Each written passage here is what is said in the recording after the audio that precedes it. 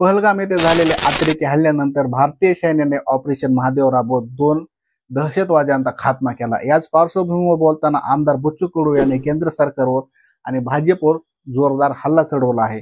धर्माच्या नावाखाली 28 लोकांसाठी सिंदूर यात्रा काढली जाते, पण 6 लाख शेतकऱ्यांसाठी आत्महत्या केली तरी त्यावर सरकार शब्द बोलायला तयार नाही, अशी टीका त्यांनी केलेली आहे। जम्मू आणि काश्मीरमध्ये अमरनाथ यात्रेदरम्यान ऑपरेशन महादेव अंतर्गत सैन्याने पहलगाम हल्ल्याच्या मास्टरमाइंडसह 3 दहशतवाद्यांना ठार मारले। श्रीनगरमध्ये दाजिगामच्या वरच्या भागात झालेल्या भीषण चकमकीत मारले गेलेले 3 दहशतवादी लष्कर-ए-तोयबचे असल्याने सांगितलं जात आहे। या पार्श्वभूमीवर आणि शेतकऱ्यांच्या प्रश्नावर पहार संघटनेचे अध्यक्ष बच्चू कडू यांनी सरकारवर उपरोक्त टीका करत सरकारवर जोरदार हल्ला चढवलेला आहे।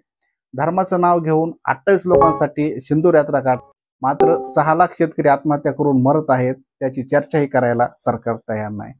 त्यांना देवदेवतांचे फक्त नाव वापरायचे आहे, लोकांना धर्मामध्ये गुंतवून ठेवायचे आहे, पण तो महादेवाचा त्रिशूल शेतकऱ्याच्या छातडावर खुपसायचा अशी अवस्था आणली आहे, अशी जाहीर टीका बच्चू कडू यांनी सरकारवर केलेली आहे। 6 लाख हिंदू मातांनी बहिणींनी आपले सिंदूर गमावले, त्यावर पंतप्रधान मोदी किंवा मुख्यमंत्री फडणवीस एक शब्द देखील बोलायला तयार नाहीत। श्रद्धांजली तरी द्यावी एवढंही त्यांच्या मनात येत नाही, मात्र 28 लोकांसाठी सिंदूर यात्रा काढली जाते। 6 लाख मारेकऱ्यांच्या शेतकऱ्यांना तो सिंदूर कुठे गेला, त्यांचे सिंदूर तुम्हाला दिसत नाही, असा सवाल त्यांनी यावेळी उपस्थित केला। राजकीय घडामोडीवर भाष्य करताना बच्चू कडू म्हणाले, हा संपूर्ण खेळ भाजपचा आहे, सर्व घटक पक्षावर दबाव ठेवण्याचे राजकारण आहे।